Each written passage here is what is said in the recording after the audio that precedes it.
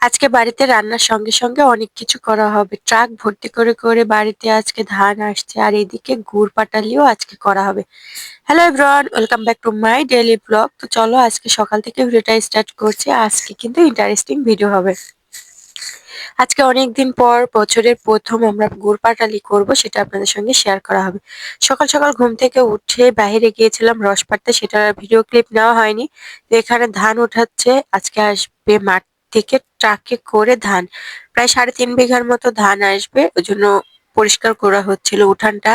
এর মধ্যে চলে আসছি সকালের রান্নাটা করতে, তাড়াহুড়ো করে রান্নাটা করছি। আর খুব বেশি রান্না করব না আজকে, এই তো অনেকদিন ধরে সবজি খাওয়া হয় না, শুধুমাত্র তো চাল কুমড়োই খাওয়া হয়। তো আজকে অনেকদিন পর শীতের সবজি টাটকা টাটকা উঠেছে, তো সেটা দিয়ে আজকে রান্না করা হবে। এখানে তেলাপিয়া মাছ আমি প্রথমে ভেজে নিয়েছি, আর এখানে কাঁচা টমেটো, আলু, বেগুন, ফুলকপি আর কুমড়ো বড়ি দিয়ে এখানে এটা রান্না করা হবে।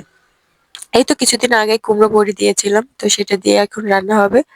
তো রান্না বান্না শেষ আলহামদুলিল্লাহ, তরকারিটা রান্না খুবই টেস্টি হয়েছিল। তো এই তো শেষ এখানে রান্না বান্না, এখনো খাওয়া দাওয়া কারোরই হয়নি। তো আমি এখানে রান্না বান্না শেষ করে চলে আসছি রসের চুলার কাছে। এখানে গুড় করা হচ্ছে, তো আজকে গুড় পাটালি করা হবে।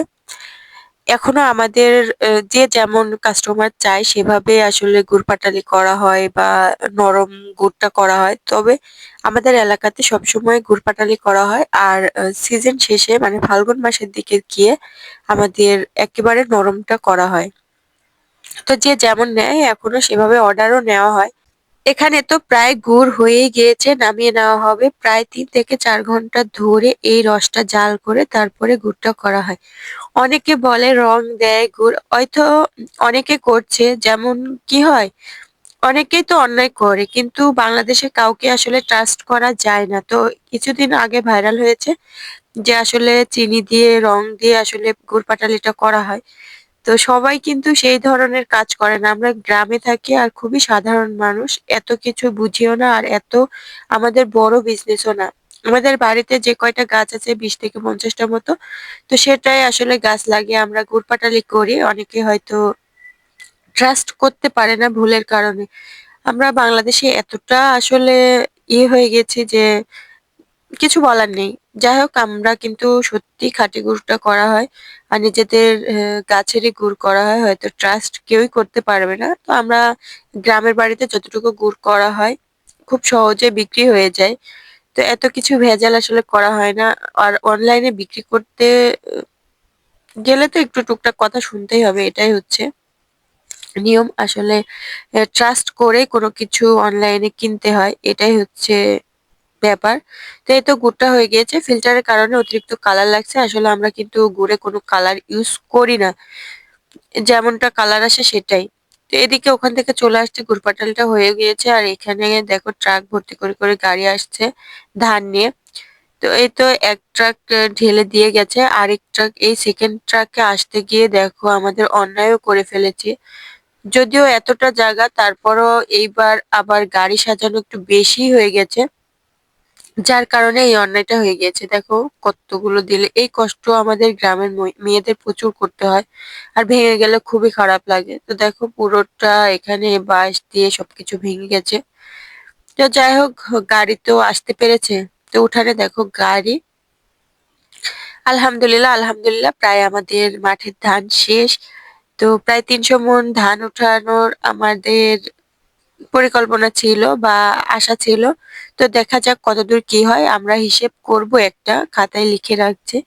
তো সেটা আপনাদের সামনে হিসেব করব কিভাবে কি আর কতদূর আমাদের ধান হলো। তো এই তো গাড়ি নিয়ে চলে আসতে আস্তে আস্তে আস্তে উঁচু করে দিচ্ছে যেন ধানগুলো নিচে পড়ে যায়। তো এই তো আলহামদুলিল্লাহ সবকিছুর জন্য।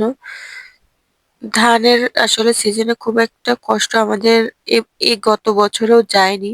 এবছরে আসলে প্রচুর ধান, তো আর খুবই তাড়াহুড়ো হয়ে গিয়েছে, সব জমির ধান একেবারে পেকে গেছে। তো এই তো ধান চলে আসছে। যাই হোক, প্রায় 1 মাস আমরা কষ্ট করলাম ধান কাটা থেকে শুরু করে বাড়িতে নিয়ে আসা, তোলা। ফুল 1 মাস চলে গেছে। আবার মাঠে তো ধান, সরি, মাটিতে রসুন পেঁয়াজের আবাদ শুরু হয়ে গিয়েছে, মটর হয়ে গেছে, বোনাবনিও শুরু হয়ে গিয়েছে, ধনিয়া লাগানো হচ্ছে। তো সিজনের যেগুলো আবার আসছে, তো ধান কাটার সঙ্গে সঙ্গে কিন্তু সেগুলো বোনাবনি হয়ে গেছে আলহামদুলিল্লাহ। তো এই তো ধানগুলো এখানে ঢেলে দিয়ে দিয়েছে, এখনো আরো এই গাড়ি ২ গাড়ি হবে, মোটমাট ৪ গাড়ি আসছে। তো যে উঠান আমাদের, তো আসলে ফসল হিসেবে উঠানটা ছোট হয়ে গিয়েছে, তারপরও কিন্তু এত বড় উঠান কারো বাড়িতেই নেই। তো সেই তুলনায় আসলে আমাদের এত বড় উঠান থাকা সত্ত্বেও আসলে কোনো ফসল ঠিকঠাক ভাবে তুলে উঠতে পারি না।